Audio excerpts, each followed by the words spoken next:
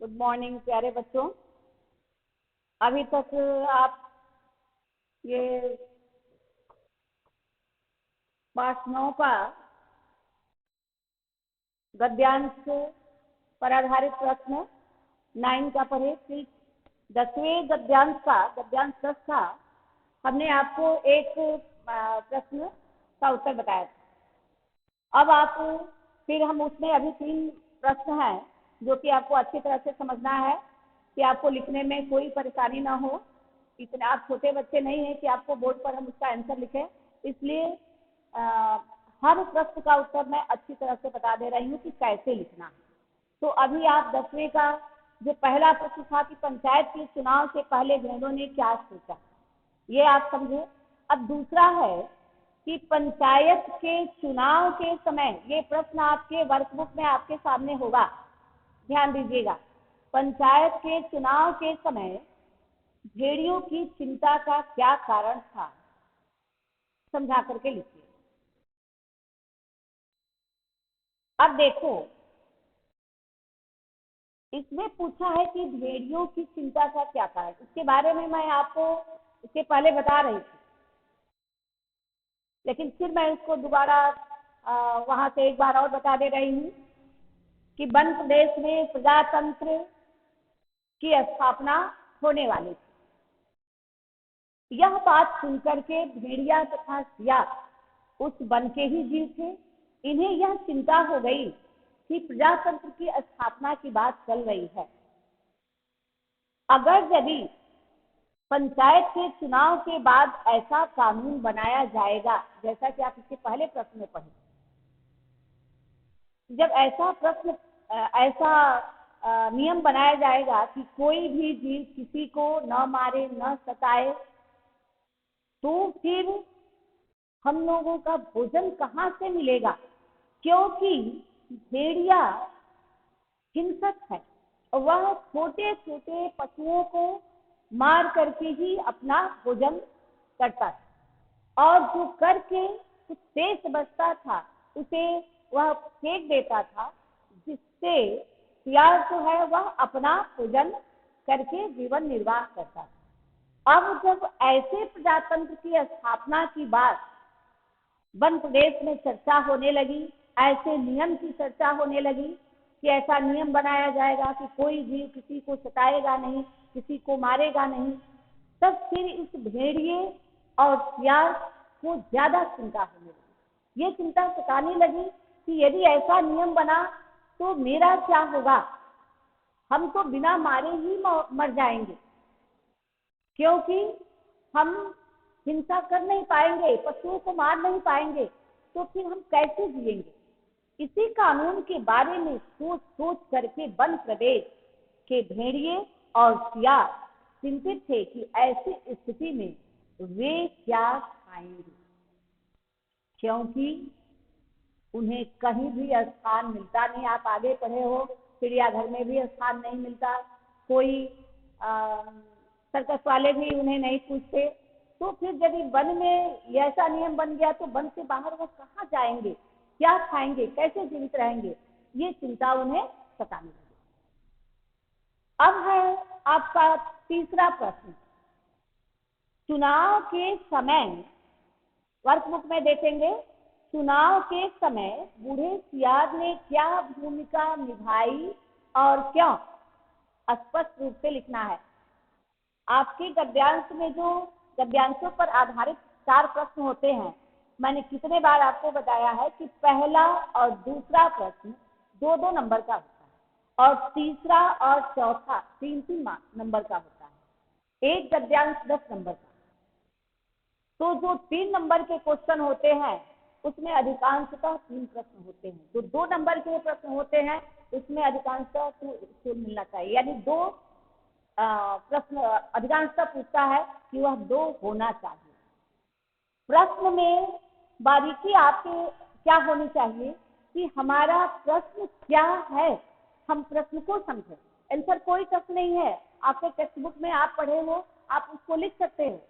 बस आपको इतना समझना है कि प्रश्न क्या है, कैसे पूछ रहा है, कितनी बातें इसमें पूछ रहा है, वह चीज हमारा उस उत्तर में आना चाहिए। यदि हमने उसके विपरीत जाकर के उसको स्पष्ट करते करते एक पेज का आंसर लिख दिया और जो चीज पूछा गया वह हमने लिखा ही नहीं, तो आपको नंबर नहीं मिल पाएगा। इसलिए हमेशा ध्यान रहे कि प्रश्न में क्या पूछ रहा है। पहले आप छोटे छोटे क्लास में पढ़ते हैं तो आप प्रश्न का उत्तर याद करते हैं, लेकिन अब आपको प्रश्न को उत्तर से ज्यादा समझना है। यदि आपको प्रश्न सही रूप से समझ में आ गया तो स्वाभाविक है कि आप उसका उत्तर अवश्य सही लिख पाएंगे। और प्रश्न तभी समझ में आएगा जब आप टेक्स्ट बुक को अच्छी तरह से पढ़े होंगे। तो अभी समझो प्रश्न को कि चुनाव के समय बूढ़े सियार ने क्या भूमिका निभाई और क्यों। तो आप अपने टेक्स्ट बुक में पढ़े हो कि इस पूरे चुनाव की बागडोर बूढ़े सियार के हाथ में, और उसी के माध्यम से भेड़िया जीत हासिल करता है। तो इसीलिए पूछ रहा है कि चुनाव के समय बूढ़े सियार ने क्या भूमिका निभाई। तो चुनाव के समय बूढ़े सियार ने एक महत्वपूर्ण भूमिका निभाई। जो आप पढ़े हो कि वही तीन सियारों को लाता है। पहले तो वह खुशामद की भाषा में जाकर के भेड़िए के सामने अनुनय विनय करता है, उनके दुख का कारण पूछता है।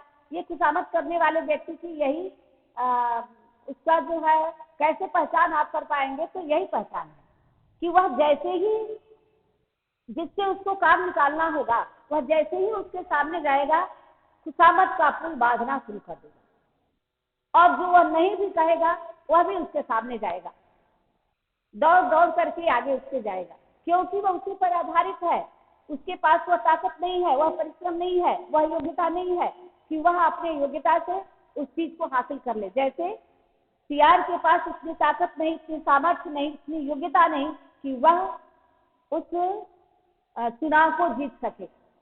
इसलिए जो खुशामद करने वाले कुछ चालाक टाइप के जो लोग होते हैं, जैसे वह बूढ़ा सियार, वह ऐसे ही करते हैं कि वह उसके पास पहुंच करके उसकी तारीफ करते हैं। तो यह बूढ़ा सियार महत्वपूर्ण भूमिका निभाई। वह क्या, तो पहले वह बूढ़े सियार के पास जाता है। जब यह नियम सुनता है तो चिंता तो उसे भी थी, तो वह जाता है, अरे सरकार आजकल आप बहुत उदास रह रहे हैं, क्या बात है, हमसे कहिए, हम आपके दुख का निवारण करेंगे, भले ही छोटे जीव हैं। यानी खुशामद की बातें बहुत करता है। तो भेड़िए को लगता है कि चलो कोई तो है चिंतक, ये छोटा जीव है लेकिन ये हमारे तरफ है, इसलिए ये हमारे काम आएगा। ये जो खुशामद करने वाले होते हैं बहुत चालाक होते हैं। जो नेता के आगे पीछे घूमते हैं वह मात्र स्वार्थ सिद्धि के लिए घूमते हैं, न कि उस नेता के लिए।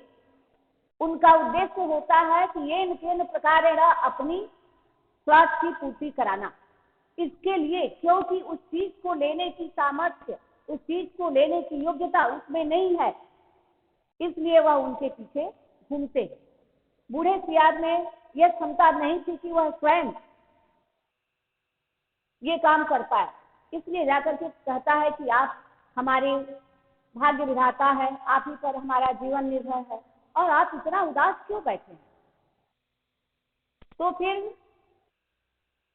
पहले तो उसने भेड़िए को आश्वासन दिया कि यदि उसे थोड़ा सोचने का समय दे तो वह उस समस्या का समाधान निकाल लेगा।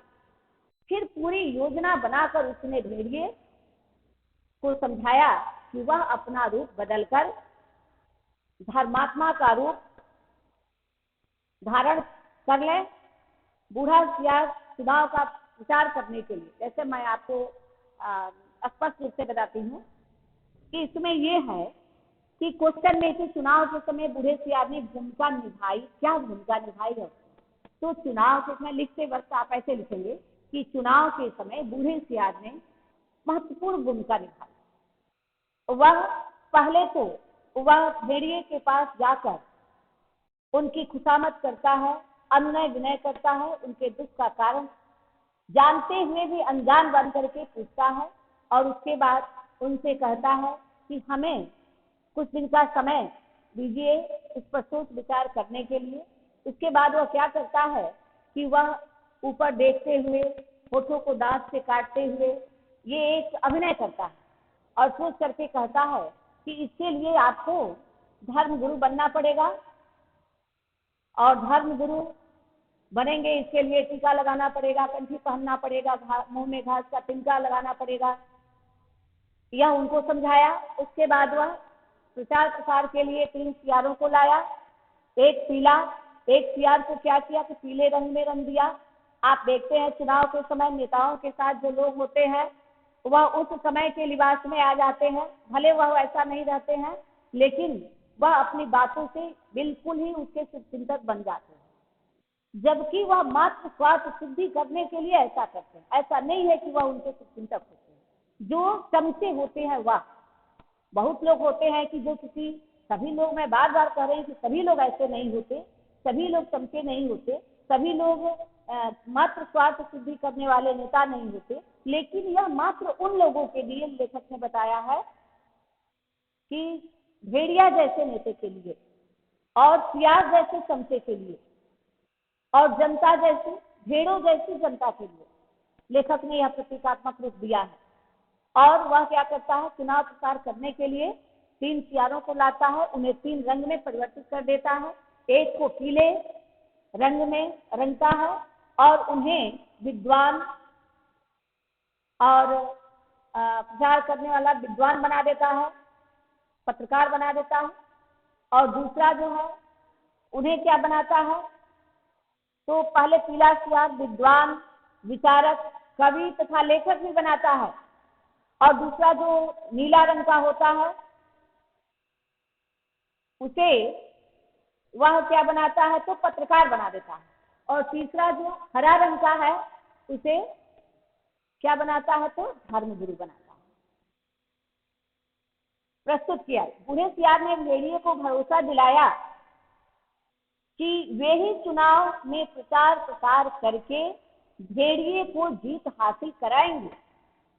यानी ये जो बहुरूपिये हैं, रंगे हुए सियार, यही आपको जीत दिलाएंगे। क्योंकि भेड़िया कहा कि ये क्या करेंगे, तो उसने समझाया कि ये कैसे कैसे क्या करेंगे।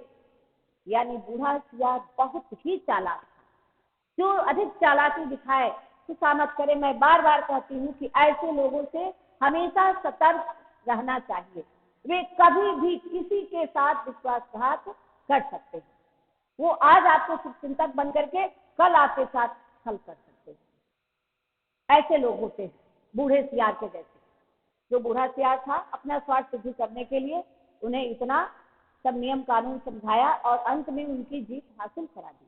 वह किस लिए कराया कि जो भेड़िया खा करके जो हड्डी फेंकेगा उसे ही चूस चूस करके हम अपना पेट भरेंगे, क्योंकि उसमें उतनी ताकत, उतनी क्षमता, उतनी योग्यता नहीं है कि वह स्वयं से हासिल कर सके। इसलिए वह अपनी चालाकी के माध्यम से वह नेता के पीछे घूम करके उनको अपनी चिकनी चिकनी बातों में उलझा करके और उनसे कुछ ले लेता है। इसलिए वह ऐसा होता। तो बूढ़े सियार जैसे चापलूस चालाक लोगों से सावधान रहना चाहिए। अब देखो, यदि भेड़िए को जंगल छोड़ना पड़ता तो सियारों को भी यही करना पड़ता। चिड़ियाघर में भी कहीं स्थान नहीं मिलता, ये सर्कस वाले भी उन्हें नहीं पूछते, तो फिर वह जाते कहाँ। तो भेड़िया को भी लगा कि चलो ये हमारे लिए कुछ भी तो करेगा, और बूढ़ा सियार इतना होशियार कि ये हो जाएगा तो हमें कुछ मिल जाएगा। इसलिए वो अपनी चालाकी से उनके तरफ मिल करके उनकी जीत हासिल कराता है। अब है बाद में फिर हम बताएंगे कि इसका निष्कर्ष क्या है, निचोड़ क्या है इस बात का। भेड़ियों ने पंचायत में पहला कानून क्या बनाया और क्यों। यानी ये सब करते धरते चुनाव का दिन आ गया। भोली भाली जनता के रूप में वह जो भेड़े थी वह बूढ़े सियार के प्रलोभन वाली बातों से प्रभावित होकर के और अपना वोट उस हिंसक भेड़िया को दे दिया। अब जब चुनाव जीत गया तो फिर क्या नियम बनाया, वह इस प्रश्न ने पूछा है। भेड़ियों तथा सियारों के छल प्रपंच द्वारा मूर्ख बनाए जाने पर भेड़ों ने वन में होने वाले पंचायत के चुनाव में अपने हित की रक्षा करने के लिए भेड़िए को चुन लिया। जब चुन लिया गया, अतः पंचायत ने भेड़िए बन के पशुओं की हित की रक्षा के लिए उसके प्रतिनिधि बन करके आ गए। और जब आए तो उन्होंने क्या नियम बनाया? आते ही पंचायत ने, भेड़िए ने पहला कानून बनाया। क्या बनाया? देखो आपके टेक्स्ट बुक में है कि भोजन, भेड़िए ने कानून बनाया कि हर भेड़िए को, यानी एक भेड़िया है, दूसरा यानी 10% भेड़िया था और 90% भेड़े।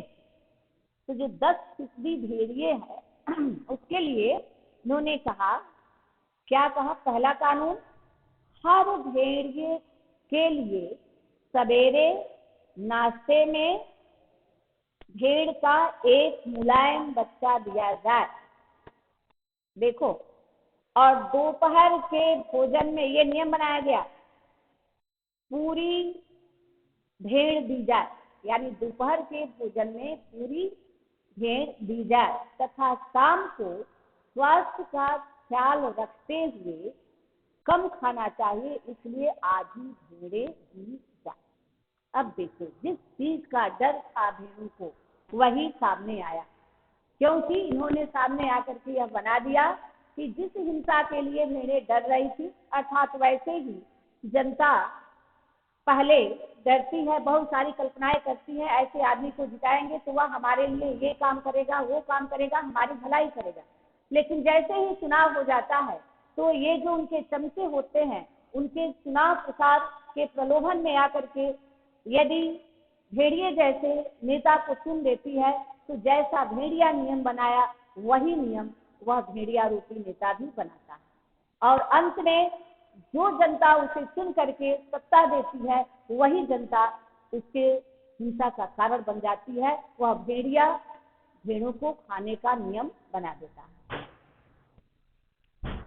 अब देखो, ये लेसन आपका कंप्लीट हुआ, तो मैं आपको इस कहानी से लेखक क्या संदेश देना चाहते हैं, पूरी कहानी आपका ये पाठ पूरा हुआ, उसमें आप पढ़े तो आपको क्या लगा, लेखक क्या संदेश देना चाहते हैं? तो लेखक हमें यह संदेश देना चाहते हैं कि हमेशा हमने अपने बुद्धि का सोच समझ करके उपयोग करना चाहिए। विशेषकर मत देना, वोट डालना हमारा जन्म सिद्ध अधिकार है, इसलिए अपने इस अधिकार का प्रयोग अच्छी तरह बुद्धिमत्ता से सोच समझ करके करना चाहिए। हमें ऐसे जनप्रतिनिधि को अपना प्रतिनिधि चुनना चाहिए कि जो मात्र स्वार्थ सिद्धि करने वाला न हो, बल्कि जन समुदाय की रक्षा करने वाला हो, सबके प्रति सहानुभूति दिखाने वाला हो, उदारता दिखाने वाला हो, सबकी पीड़ा वेदना को समझने वाला हो, महसूस करने वाला हो, न कि जो चुनाव के प्रचारक रहते हैं या रंगे सियार जो बने हैं, वैसे ही चुनाव के समय नेताओं के साथ चुनाव प्रचार के लिए रंगे सियार के रूप में उसकी खुशामद करने वाले लोग होते हैं।